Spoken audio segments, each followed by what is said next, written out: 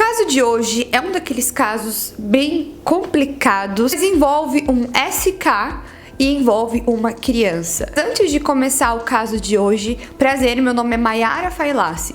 Seja bem-vindos ao canal Estante de Crimes. Se você gosta de casos criminais reais, sejam bem-vindos ao nosso canal. Então já se inscreva no nosso canal, deixe o seu like, compartilhe esse vídeo nas suas redes sociais. E é isso, espero que vocês gostem do caso de hoje. Tommy Lynn Sills e sua irmã gêmea Tammy Jean nasceram em Oakland, na Califórnia, no dia 28 de junho de 1964. A sua mãe, a Nina, era uma mãe solteira com 3 outras crianças no momento em que os gêmeos nasceram. A família se mudou para St. Louis, no Missouri, quando os gêmeos tinham 18 meses de idade. Tanto Sills quanto a Tammy Jean contraíram meningite espinhal, foi algo muito fatal posteriormente para Tammy Jean. Logo depois que a Tammy, a irmã gêmea do Tommy, ela se recuperou dessa meningite, a sua mãe levou os gêmeos para que eles pudessem morar com uma tia, e eles moraram com essa tia até os 5 anos de idade. Depois a sua mãe voltou e pegou os gêmeos de volta. Acontece que ao longo da sua infância, geralmente ele estava sozinho. A sua mãe era bem negligente, tanto com ele como com a sua irmã. Inclusive, quando ele tinha 7 anos de idade, ele já tomava bebidas alcoólicas. Nessa época, como ele ficava muito sozinho, ele acabou conhecendo um rapaz mais velho na cidade, e esse rapaz, ele estava sempre com o Tommy, levava o Tommy para casa dele, dava presentes, levava ele para fazer passeios. Esse homem era um homem misterioso, ninguém conhecia ele, só que esse homem, ele tinha um histórico já meio complicado, porque o seu histórico era de abusar de garotos, e não foi diferente com o Tommy quando ele começou a frequentar a casa desse homem misterioso. Com 10 anos de idade, ele abandonou a escola, começou com o uso frequente de drogas e de álcool.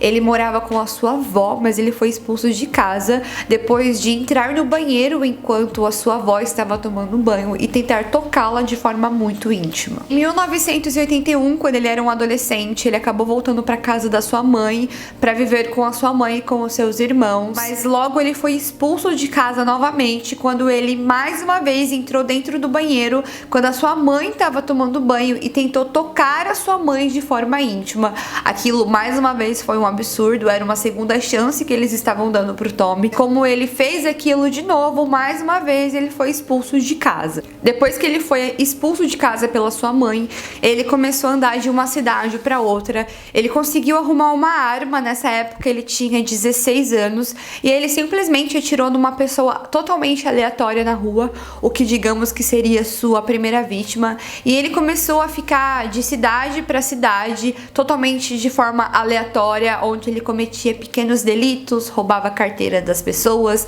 roubava comércios. Ele na verdade roubava tudo aquilo que ele precisava para ele poder sobreviver. Na mesma idade, certo dia, ele foi tentar invadir a casa de um homem e ele viu um homem fazendo sexo oral em um garoto, e ele achou aquilo muito horrível, então ele matou aquele homem, e esse foi considerado também um dos seus primeiros crimes. Em 1984, ele foi condenado por roubo de carros e recebeu uma pena de prisão de 2 anos. Ele foi libertado da prisão no mês de fevereiro de 1985, mas ele não seguiu corretamente com os seus termos de liberdade condicional.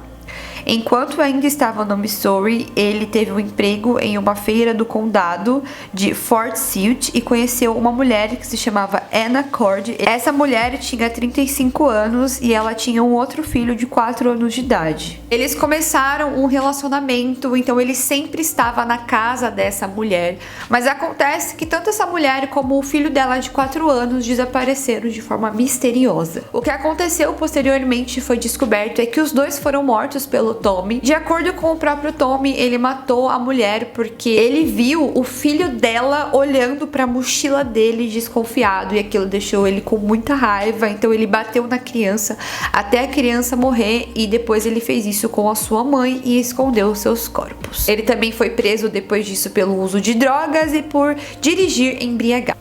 Nesse ponto da história, a gente vê que ele cometeu vários crimes e vários delitos, que as prisões que ele sofreu foram prisões curtas e que ele acabava sempre conseguindo pegar a liberdade condicional.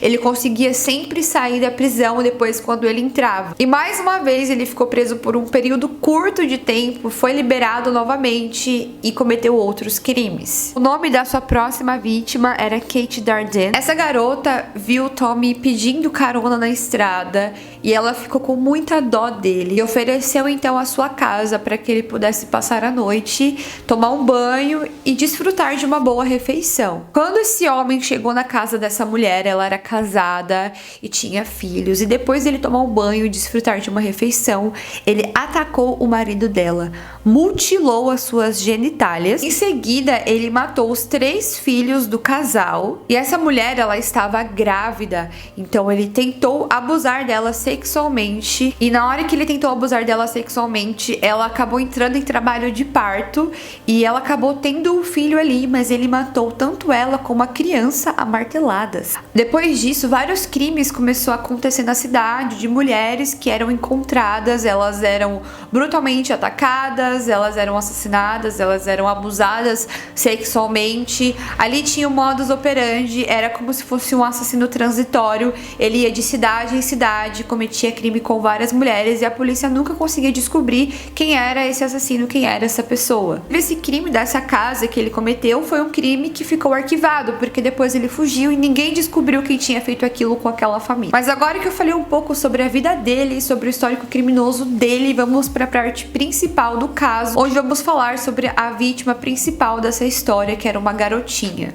No dia 30 de dezembro de 1999, em uma casa em Del Rio, no Texas, 2 meninas estavam se preparando para fazer uma festa do pijama. Krista e sua irmã Marques, de 7 anos, elas estavam hospedadas na casa da família Hanson. Elas estavam esperando a sua família chegar do Kansas no dia seguinte para buscá-las e levá-las para casa. Era a virada do ano, as meninas elas queriam fazer uma festa do pijama e a irmã mais nova da Kate, que tinha 7 anos de idade, queria dormir no mesmo quarto que as garotas. Mas a sua irmã mais velha disse que não, que aquele quarto era para as meninas mais velhas e que ela deveria dormir ao quarto ao lado. Assim que elas fizeram, elas se aprontaram, a Kate e a Crystal.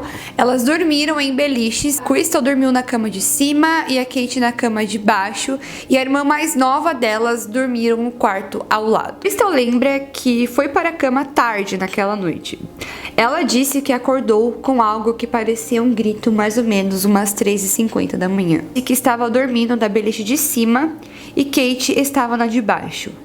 Ela levantou a sua cabeça um pouco, mas ela nunca se sentou totalmente. Ela apenas levantou um pouquinho a cabeça para saber o que eram aqueles gritos. As luzes da sala estavam acesas e, para o seu horror, tinha um homem assustador que estava em cima da sua amiga. Ela descreveu aquele homem com cabelos longos, escuros e desleixados e uma barba grande, longa. Disse que todo o seu rosto e os seus olhos tinham um semblante de uma pessoa muito malvada.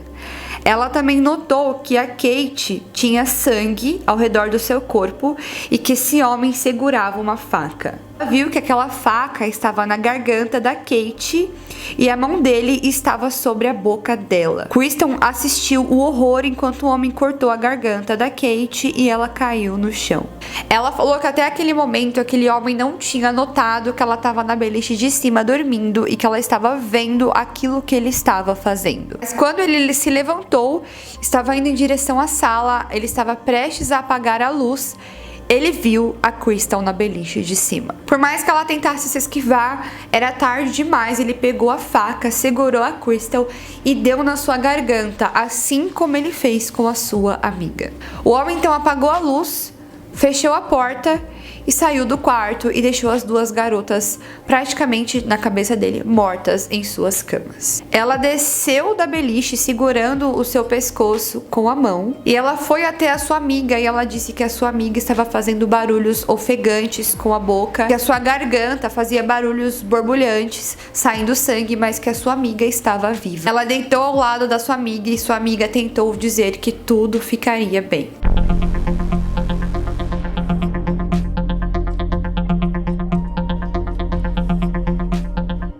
Ela disse que depois que a sua amiga tentou dizer isso, os barulhos simplesmente pararam e quando ela olhou do lado da sua amiga, ela sabia o que tinha acontecido. Aquele momento em que provavelmente a sua amiga havia perdido sua vida. Kate, então, ela decidiu se rastejar e atravessou o corredor da onde ela dormia. Ela tentou sair do quarto de forma desesperada. Ela tentou fazer mais silêncio possível porque ela estava com medo que aquele homem pudesse estar lá. Ela também ficou com medo daquele homem ter entrado no quarto da sua irmã mais nova, ter matado a sua irmã mais nova e o resto da família que estava dentro da casa. Mas ela não encontrou ninguém, então ela conseguiu abrir a porta da frente e fugir da casa. Lembrando que ela tinha cortado a sua garganta, ela estava perdendo muito sangue, então ela conseguiu colocar a sua mãozinha sobre a sua garganta para ela conseguir sair da casa e tentar pedir ajuda. Quando ela saiu, estava escuro e ela estava de pijamas, sem sapatos. Ela viu uma luz a uma distância e ela seguiu naquela direção. Ela chegou à estrada e caminhou mais ou menos meia milha lentamente em direção à luz, pensando várias vezes: vem a esta casa, apenas chegue a esta casa. Era a única coisa que ela conseguia pensar. Quando ela se aproximou de uma casa e estava com as luzes acesas, ela bateu na porta e um homem perguntou quem era. E como Crystal não conseguia falar, ela continuou batendo na porta. Quando ela abriu a porta, o homem ficou desesperado e ela começou a fazer sinal desesperada também, que ela não conseguia falar. Então o homem pegou um pedaço de papel e caneta e deu pra ela tentar escrever o que estava acontecendo. Escreveu assim: os Harris estão feridos, por favor se apressem, direcionando a casa da família onde ela estava hospedada. Ela também escreveu assim: meu pescoço está doendo muito, você acha que eu vou conseguir sobreviver? De partir o coração daquele homem na situação daquela garota. É claro que antes de qualquer coisa eles chamaram uma ambulância para que ela pudesse receber os cuidados médicos e depois eles ligaram para a polícia. A polícia recebeu o telefonema às 5:30 da manhã do dia 31 de dezembro de 1999, quando eles entraram na casa da família Harris e foram para o quarto onde Kate e Crystal haviam dormido. Eles encontraram uma cena extremamente sangrenta. Infelizmente, a Kate estava morta. A família da Crystal, que estava em outra cidade, era umas 6 horas da manhã, receberam uma ligação dizendo que a sua filha mais velha estava num pronto-socorro e que eles precisavam urgentemente ir até lá. Disseram que a filha deles foram atacadas e que precisavam de uma autorização porque ela precisava ser transferida de um hospital para o outro porque era uma coisa muito séria. Na época, a única coisa que eles falaram era que a garganta da filha deles havia sido cortada. A Pan, que era a mãe da Crystal, chegou ao hospital, ela viu sua menina cercada de tubos e uma máquina respirando por ela. A traqueia de Crystal havia sido cortada e suas cordas vocais haviam sido atingidas. E é por isso que ela não conseguia falar depois que ela foi atacada. A Pan disse que Crystal só queria saber se Kate estava bem.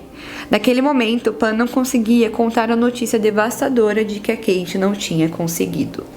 Por mais que ela tivesse visto a situação como estava a sua amiga do seu lado antes dela conseguir receber e fugir daquela casa, como ela estava bem e estava no hospital e tinha sobrevivido, ela também achou que a sua amiga poderia também ter tido os mesmos cuidados que ela e também ter sobrevivido ao ataque, já que foram parecidos os ferimentos, mas isso não aconteceu. E como se tratava de uma criança, era bem difícil conseguir lidar com isso e dar a notícia para ela. Ela também chegou a falar através de cartas que ela não conseguia tirar a imagem daquele homem da cabeça. Então a polícia chamou um artista, um policial que era especializado em fazer retratos falados para que ela pudesse descrever pelo papel, escrevendo em papéis, aquilo que ela tinha visto naquela noite, e através dessas informações escritas no papel, esse artista conseguiu fazer um retrato falado perfeito. Sem contar que as características eram bem parecidas com um homem que já tinha um histórico criminoso no sistema da polícia. A polícia trouxe um catálogo de fotos parecidas com aquele retrato falado que ela ajudou a polícia a fazer, e quando ela foi folheando as fotos, ela chegou numa foto específica de um homem que se chamava Tommy Sills. Ela falou que sim, era aquele homem que tinha entrado na casa e tinha matado a sua amiga. Naquele momento ela já sabia do que tinha acontecido com a sua amiga, era inevitável ela ficar sabendo ou não ser falado, e isso foi com que instigou nela o seu senso de justiça, isso que fez com que ela quisesse falar, dar informações tão detalhadas do que aconteceu, porque ela foi muito detalhada no depoimento dela para a polícia, mesmo escrevendo em papéis, porque ela queria muito que a polícia encontrasse quem era o assassino da sua amiga e quem tinha também feito aquilo com ela. Sendo assim que ela reconheceu aquela foto, naquele momento o Tommy, ele era o principal suspeito suspeito do crime, então a polícia conseguiu localizar o seu endereço e foram até a sua casa. No dia que a polícia foi até a sua casa, eles chegaram mais ou menos umas 5:30 da manhã. E quando eles chegaram, eles viram que a porta da frente estava um pouco aberta. Eles não bateram, eles só empurraram um pouquinho. Ele estava lá dentro da casa dele bem pleno, e quando a polícia entrou, ele chegou a falar assim: "Poxa, vocês demoraram demais para chegar. Finalmente eu vou ser pego." A partir daquele momento ele foi detido e preso pelo assassinato da amiga da Crystal. A arma do crime era uma faca de açougueiro de 11 polegadas. A lâmina, extremamente fina, tinha sido afiada muitas vezes. Ela tinha sido descartada atrás da casa dele mesmo, exatamente onde ele disse à polícia onde ele tinha colocado quando a polícia pediu para que ele lhe entregasse a arma do crime. A polícia ligou para a mãe da Crystal, aonde a mãe da Crystal chegou até a criança e falou para ela que o homem que tinha feito aquilo com ela e com a sua amiga estava preso e que era aquele homem sim que ela tinha apontado na foto. Ele falou que naquela noite uma das janelas da casa estava aberta e ele estava andando por ali. Ele decidiu entrar dentro da casa e ele viu que em um dos quartos tinha uma criança que estava dormindo, que provavelmente era a Marques, de 7 anos, a irmã da Crystal, e no outro quarto tinha uma outra garota mais velha que estava dormindo também, que ele não sabia mesmo que a Crystal também estava dentro do quarto. Então, dentro do quarto, colocou a mão sobre a boca da Kate, ele rasgou a sua roupa íntima dela e rasgou a roupa íntima dele também. Falou que ele esfaqueou a garota porque ele ia cometer o abuso depois que ele matasse ela, mas aí ele percebeu que tinha uma outra pessoa no quarto também. Foi quando ele também esfaqueou a Crystal, então ele pegou, colocou sua roupa de volta e foi embora. A polícia acreditava que ele entrou dentro da casa para cometer uma agressão sexual, mas posteriormente eles descobriram que ele tinha uma ligação com a família Harris, que eles se conheciam de uma igreja, de uma comunidade, e que ele já conhecia a família e ele sabia que a família tinha uma filha mais nova, que era a Kate. Ele sabia como entrar dentro da casa, ele sabia o layout de dentro da casa, ele conhecia a família. A polícia acreditava que ele queria entrar para poder roubar alguns pertences da família e também para abusar da garota, já que ele sabia, ele tinha já o conhecimento da existência dela na casa, sabia já a idade da garota, quem ela era, por isso que ele foi especificamente até ela. Nos próximos meses, investigando um pouco mais a vida dele, a polícia descobriu que ele estava envolvido em 22 assassinatos, ele tinha um modus operandi, descobriram crimes que ele havia cometido em outros estados, crimes que ele cometeu desde os 16 anos, ao todo foram um total de 70 crimes, mas confirmados assim que tiveram provas reais que ele que tinha cometido foram apenas 22 crimes. A polícia então descobriu que ele na verdade era um SK. Sendo assim, ele foi preso e foi marcado o seu julgamento para que ele recebesse a sua sentença pelos seus crimes. No dia do julgamento, ele foi culpado e sentenciado à prisão perpétua e depois entraram com recurso para que ele pegasse a pena de morte. Foi quando o juiz então sentenciou ele à prisão perpétua com possibilidade de pena de morte. E provavelmente ele não pagou por muito dos assassinatos que ele cometeu, ele pagou por pouquíssimo dos assassinatos que ele cometeu. E depois de ficar alguns anos no corredor da morte, em 2014, ele morreu, ele foi executado à base de injeção letal, ele teve o seu último dia, escolheu sua última refeição, falou suas últimas palavras, depois de 13 minutos ele veio a óbito. E essa foi a história da garotinha que sobreviveu e ajudou a desvendar um crime, um criminoso, um SK. Então imagina a coragem dessa menina de poder falar o que aconteceu e descobrir que a sua amiga não foi a sua única vítima, e sim que possivelmente outras 70 pessoas foram vítimas desse homem, e graças ao seu senso de justiça, ele foi preso e ele teve aquilo que ele mereceu. Vocês conheciam essa história? Essa história, ela é muito intrigante, eu sei que ela é muito triste, mas ela teve um final muito bom, porque hoje a Crystal, ela fala, ela tem a vida dela e ela trabalha em cima de obras sociais para ajudar outras pessoas. O assassino, ele teve aquilo que ele merecia. Vocês conheciam essa história? Deixa aqui pra pra mim nos comentários pra me falar se você conhece essa história. Eu amo histórias de superação, eu amo histórias quando a vítima ela sobrevive, ela conta, ela faz justiça. Isso é incrível. A gente tem tantos casos no canal de tantas vítimas que elas não tiveram justiça pelo que aconteceram com elas. E esse caso é completamente diferente e eu particularmente amo histórias assim.